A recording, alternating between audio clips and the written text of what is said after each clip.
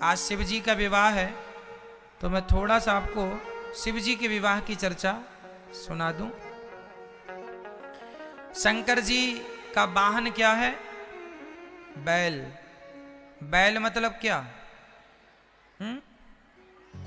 बैल मतलब क्या? बैल मतलब नंदी नहीं होता। बैल मतलब होता है, बैल और नंदी तो एक ही चीज है, चाहे नंदी का हो चाहे बैल का हो, पर्यायवाची हो। नंदी का मतलब होता है धर्म, बैल का मतलब होता है धर्म। तो भगवान शंकर नंदी पर सवार नहीं है, भगवान शंकर तो धर्म पर सवार हैं। किस पर सवार हैं? और धर्म पर चढ़ करके कहां जा रहे हैं? विवाह करने। कहां जा रहे हैं? ये समाज के लिए शंकर जी मैसेज दे रहे हैं कि विवाह करने जाओ तो सदा धर्म पर आरूढ़ होकर के जाओ, धर्म पर चढ़ करके जाओ, धर्म के साथ विवाह करो। विवाह किसके लिए होना चाहिए? धर्म के लिए, ना कि विवाह केवल भोगों के लिए हो। इसलिए धर्म के लिए। धर्म के कितने पांव होते हैं? नंदी के कितने पांव हैं? 4। धर्म के भी 4 चरण होते हैं। कौन कौन से?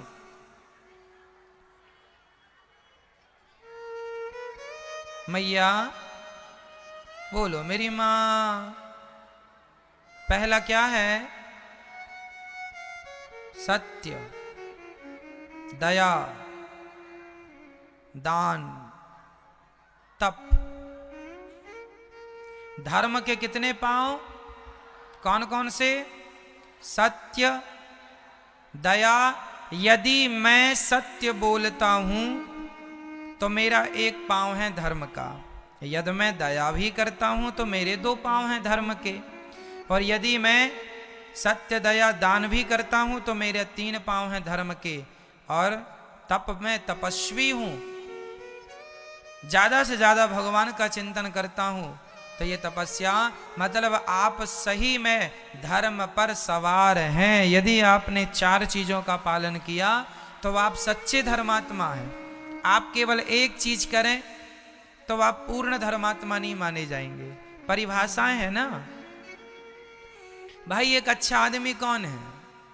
जो जिसके दोनों कान भी हों, दोनों आंखें भी हों, चल भी अच्छे, दोनों पांव भी अच्छे हों। अब पांव अच्छे हों, आंख अच्छी हो, पर सुनाई ना पड़े तो लोग उसे काना कहते हैं। क्यों?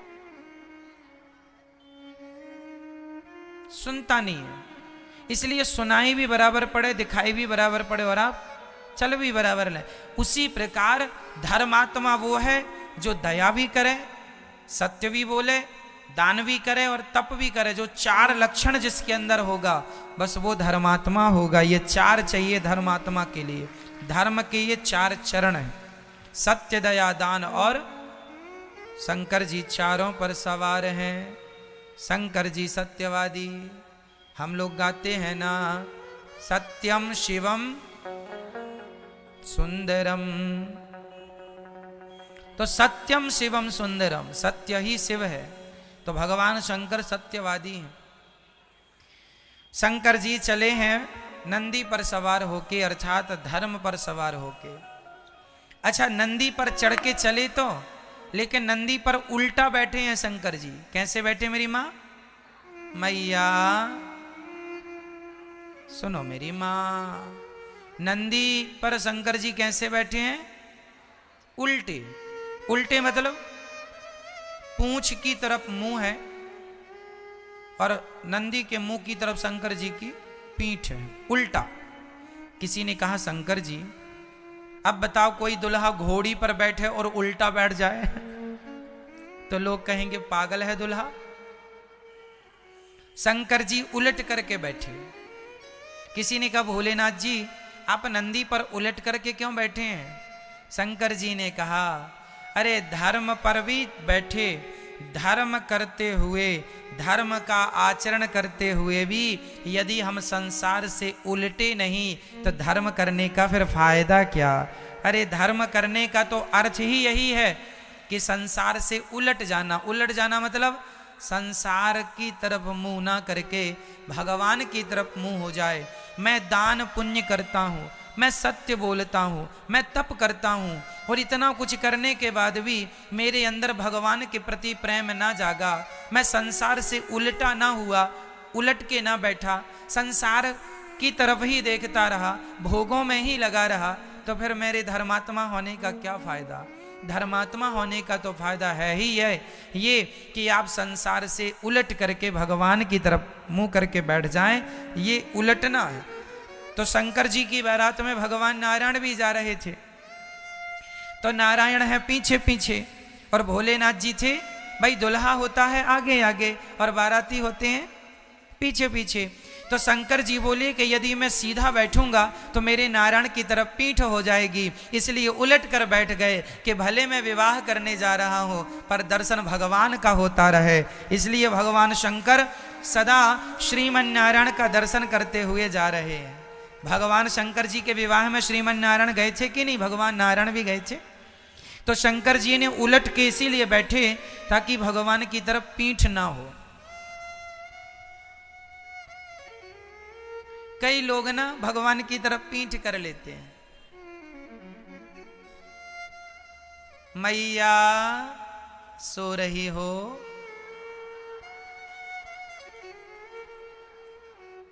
सो जाओ मेरी माँ, लोरी सुना दूं आपको। मैया ऐसे सो रही हैं ताकि कोई पकड़ ना पाए कि ये सुन रही हैं कि सो रही हैं।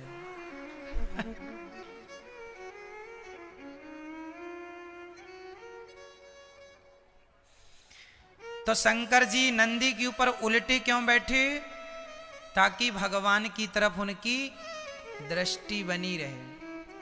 कई लोगों को आपने देखा होगा, एक सज्जन भागवत जी में जब भजन होए तो वो नाच रहे थे। तो नाच रहे थे, पता है, वो आगे आए और नाचने लगे। और नाचे कैसे? आप लोगों की तरफ मुंह कर लिया और ऐसे ऐसे नाच रहे थे।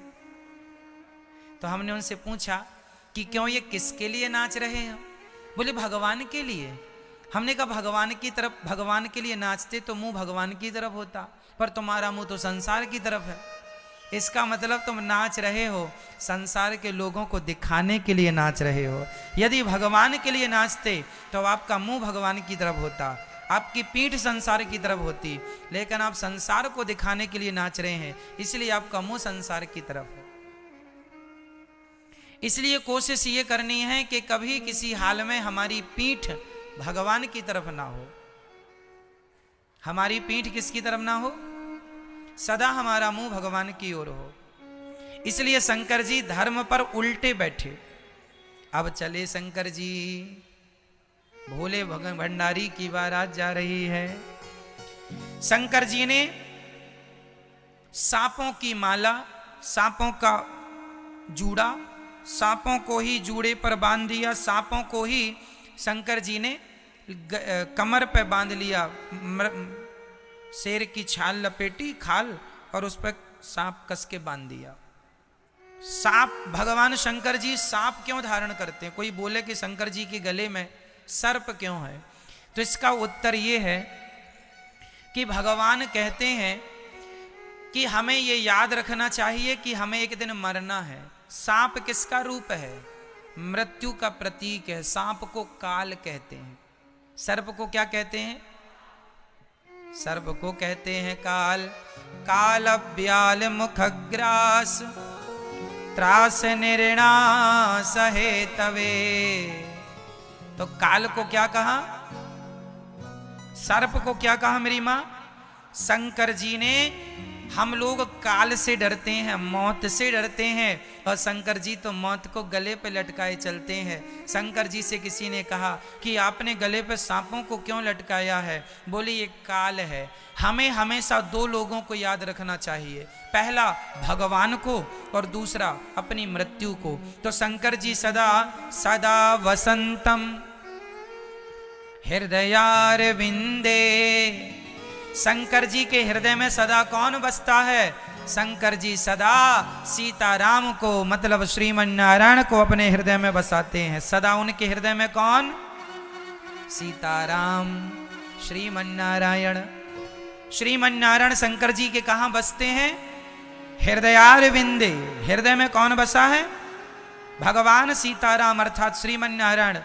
ऐसे शंकर जी कहते हैं कि हृदय में भगवान है, मैं उन्हें याद रखता हूं, और गले में मौत है, गले में काल है, मैं अपनी मौत को याद रखता हूं। ये याद रखता हूं कि हमें एक दिन मर जाना है, इसलिए हम सदा भगवान के चिंतन में लगे रहते हैं। ये दुनिया को मैसेज दे रहे हैं कि भगवान शंकर तो नित्य हैं, वो कभी मरते नहीं हैं,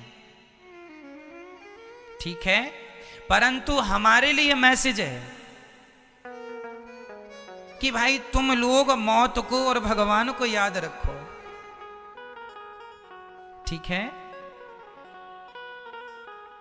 शंकर जी जब बारात लेकर गए तो हम लोग ना शादी विवाह करते हैं तो आप लोगों ने देखा होगा दुल्हा कितना सारा सज धज के जाता है, पाउडर वाउडर लगा के। शंकर जी ने पाउडर तो लगाए नहीं, भस्मी मुर्दे की चिता की भस्मी लगा लिए पूरे शरीर में। किसी ने कहा पाउडर लगा लो प्रभु जी, थोड़ा मेकअप कर लीजिए। शंकर जी ने कहा ना जी, मेकअप नहीं करेंगे, ये मुर्दे की भस्म जरूर लगाएंगे। तो भस्मी क्यों रमाएं, शंकर जी क्यों लगाते हैं? क्योंकि आदमी कभी भगवान का नाम ले ना ले, लेकिन जब मर जाता है ना तो शव यात्रा में जरूर राम नाम लिया जाता है, हाँ या ना? कोई कहे कि मैं भगवान को नहीं मानता, तुम भले भगवान को ना मानो, पर जब मरोगे तो तुम्हारी शव यात्रा में लोग यही बोलेंगे कि राम नाम, राम नाम। इसलिए राम नाम ही सत्य है। तो शंकर जी बोले कि सारी जिंदगी भले आदमी राम का नाम ना बोले, पर मुर्दे के कारण राम का नाम जरूर बोलता है। तो जिस मुर्दे के कारण लोग राम नाम बोलना सीख रहे हैं, मैं उस मुर्दे की भस्मी शरीर में जरूर रमाऊंगा, ताकि लोगों को ये प्रेरणा मिले कि राम नाम कितना जरूरी है जीवन में। तो शंकर जी तो पूरा श्रृंगार राम नाम का ही करते हैं। शंकर जी पूरा श्रृंगार किसके नाम का? राम नाम का। भस्मी इसलिए क्योंकि मुर्दे के संग राम नाम बोलने वाले लोग रहते हैं। कभी ना बोला हो किसी ने राम राम, कभी ना सुना हो किसी ने राम राम, लेकिन मुर्दे के संग चलेगा तो सुनने को मिल जाएगा। इसलिए राम नाम बोलना मुर्दे ने सिखाया, मुर्दे ने उनको सिखाया जो नास्तिक थे, इसलिए शंकर जी ने भस्मी रमाना शुरू की। अच्छा, शंकर जी की बारात में वो लोग भी गए जो कभी कहीं नहीं जाते, कोई अपनी बारात में लेकर नहीं जाता। चुड़ैलन भी गई,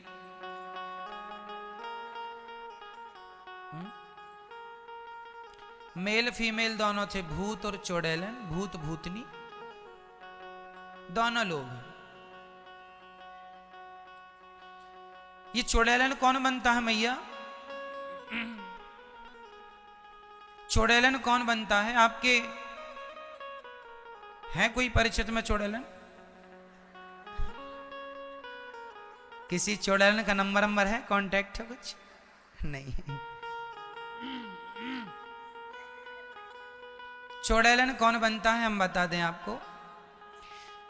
कई लोग कहते हैं महाराज जी भूत प्रेत थोड़ी होते हैं। अरे साहब होते हैं, लिखा है हनुमान चालीसा में कि भूत पिशाच निकट नहीं आवे, महावीर जब नाम सुनावे। तो भूत प्रेत होते हैं, तब तो लिखा है कि ये निकट नहीं आते। तो पुरुष मरता है तो भूत बनता, और महिलाएं मरती हैं तो चुड़ैलन। तो सारी माताएं महिलाएं नहीं। जो बहू अपने सास की सेवा नहीं करती, जो बहू अपने ससुर की सेवा नहीं करती, जो बूढ़े सास ससुर को छोड़ देती है, ऐसी बहू मर के चुड़ैलन बनती है। जो स्त्री अपने पति की सेवा ना करे बल्कि पति को मारे, इसका तो रिजर्वेशन हो चुका है। पति को मारती है, बताओ।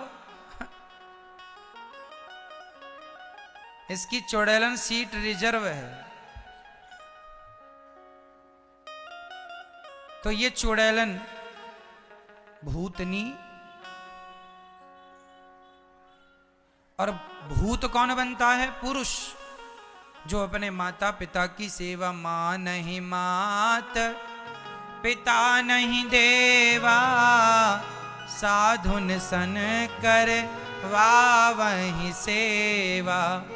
जो अपने माता पिता की सेवा ना करे, जो नारी जात का सम्मान ना करे, ऐसा पुरुष जब मरता है तो भूत बनता है। जो अपने कर्तव्यों का पालन नहीं करता वो भूत बनता है। इसलिए हमें अपने धर्म का आचरण करना चाहिए। अपने कर्तव्यों से भागना नहीं है, जिम्मेदारियों से भागना नहीं है, उनको पूरी करना है, निभाना है। तो ये शंकर जी की बारात में जितने भी शमशान थे भारत में, सब शमशान के जो भी वहां के जो भूतों के मुखिया थे, है ना, भूतों के शमशान के अध्यक्ष आए। जैसे दिल्ली के शमशान के भूतों के अध्यक्ष, अब अध्यक्ष जी आए हैं तो उनके संग 10-20 और रहेंगे। ऐसे हर शहर के जो शमशान थे सबके अध्यक्ष गए, और कहीं अध्यक्षिका भी थी, चुड़ैलन इत्यादि। कहीं भूत कम भूतनी ज्यादा, तो वहां उनका वर्चस्व था। पहले मैं खाऊंगी फिर तुम खाना। ऐसी चुड़ैलन और भूत सब भगवान शंकर जी की बारात में सम्मिलित हो गए। जस दुल्हा तस बनी बाराता। कैसी बारात है? जस दुल्हा, दुल्हे के गले में सांप है और कान में भगवान ने सोने के बाले नहीं पहने। क्या? बिच्छू को उल्टा लटका दिया, ऐसे लटक रही है बिच्छू। उसका डंक टेढ़ा होता है, तो टेढ़ा डंक कान में। अच्छा, भगवान शंकर जी के कान छेदे नहीं थे, तो उसने डंक मारा, तुरंत इमरजेंसी, छिद भी गया और बाला भी तुरंत उल्टी लटक गई। बीछी, दोनों कानों में बीछी लटक रही है, बीछी ततैया। चल पड़ी बारात। शंकर जी ने अपनी सारी जटाओं बालों को ऐसे घुमाया, ऐसे ऐसे बांधा, और यहां एक सांप बांध लिया, छोटा वाला, छोटा सा सांप, यहां बड़ा सा सांप। शेर की खाल भगवान ने पहन ली। शंकर जी ने कहा, यह शेर की खाल क्यों पहन ली? अरे शेर की खाल इसलिए पहन ली क्योंकि जंगल का राजा होता है शेर। शंकर जी कहते हैं, देखो तुम कितने भी बड़े राजा हो जाओ, कितने भी बड़े तुम धन संपन्न हो जाओ, एक दिन तुम्हारी खाल उतार ली जाएगी। इसलिए शंकर जी खाल संदेश दे रहे हैं समाज को कि ज्यादा एटीट्यूड अहंकार में ना जिया करो, एक दिन तुम्हारी खाल उतार ली जाएगी। इसलिए शेर की खाल। अब शंकर जी नंदी पर बैठ के चले। बाराती ऐसे विचित्र थे कि किसी का धड़ था तो सिर का पता नहीं, सिर था तो धड़ का पता नहीं, और किसी के धड़ था ही नहीं, 7 सिर थे, केवल सिर ही सिर। अब ऐसी भूतों की बारात चली। अब शंकर जी जैसे ही हिमालय के यहां पहुंचे, बाराती पहुंचे, तो बारात देखने के लिए सबसे आगे गांव के बच्चे होते हैं। देखें दुल्हा कैसा है। सारे बच्चे आगे लाइन लगा के खड़े थे, और जैसे ही बाराती आए, और ऐसे बाराती, बाजे बज रहे हैं, डमरू बज रही है ना, और बाराती में नाच कौन रहा? भूत। वो लोग नाच रहे हैं जिनके सिर ही नहीं है। अब सोचो कैसे वो नाच रहे होंगे बिना सिर के। नाच रहे हैं, खूब बढ़िया नाचे। अब गांव के लोगों के मन में आया, चलो हम भी देखें बारात कैसी है। और जैसे ही बच्चों ने देखा कि वहां जितने लोग थे उनमें से किसी का सिर अलग नाच रहा है, केवल सिर ही नाच रहा है, और किसी का धड़ ही नाच रहा है। बच्चों ने देखा, भागे, हे भगवान, मैया बचाओ, मैया बचाओ। क्या हुआ लाला? मैया अब तो मर जाएंगे। क्यों? भूत आए हैं। अब मैया सबको संभाल रही हैं, बच्चे भाग रहे हैं। हद तो तब हो गई कि जब एक सज्जन ने पानी लेकर बारातियों का स्वागत करने गया, पानी गिलास में पानी लेके गया, तब एक धड़ ने कह दिया, धड़ जिसका सिर था नहीं, उसने उससे कहा क्यों भाई, हम बारातियों के ठहरने की व्यवस्था कहाँ है? उसने कहा जिसका सिर था ही नहीं। उसने गिलास वहीं छोड़ी, पूरी प्लेट वहीं छोड़ी, पानी से भरी, दौड़ा दौड़ा वो। केवट रहा होगा, केवट का काम होता पानी देना, दौड़ा केवट। अब सारे भूत प्रेत जब आए, जैसे तैसे उन्हें अब भोजन में एंट्री मिली। अब भोजन करने बैठे तो अब लोग डरते डरते भूतों को पत्तल परोस रहे हैं। भोजन परोसना है तो पहले पत्तल, तो पंगत लगी, लाइन लगा के सब भूत बैठे। तो पहले वो बैठा जिसका धड़ ही धड़ था, उसके बगल में वो बैठा जिसका सिर था। तो पत्तल परोसने वाला बड़ा कंफ्यूज हुआ, किसका तो सिर है ही नहीं, ये इसको पत्तल परोसेंगे तो खाएगा कैसे? तो उसको पत्तल परोसा नहीं, और बिना पत्तल परोसे उसने सोचा कि इसका तो सिर ही सिर है, ये खाएगा तो जाएगा कहां? इसलिए दोनों को छोड़ के तीसरे के पास पहुंचा।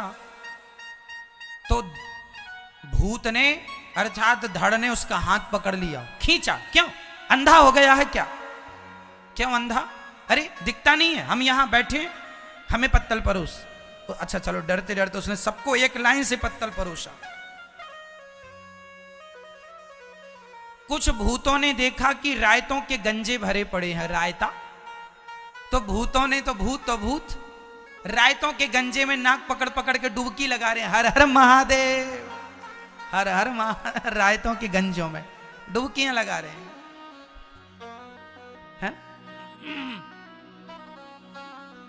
सारे भूत प्रेतों ने रायतों के गंजों में डुबकी लगाई।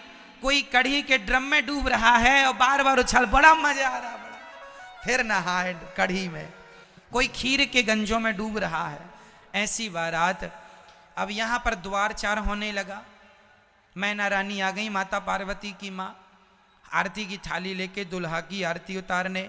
और आरती थी तो सांप ना आग से बड़ा डरता है, और जैसी आरती उतारते ऊपर लाए तो सांप ने एक फुसकार मारी तो पूरी आरती वारती बुझ गई।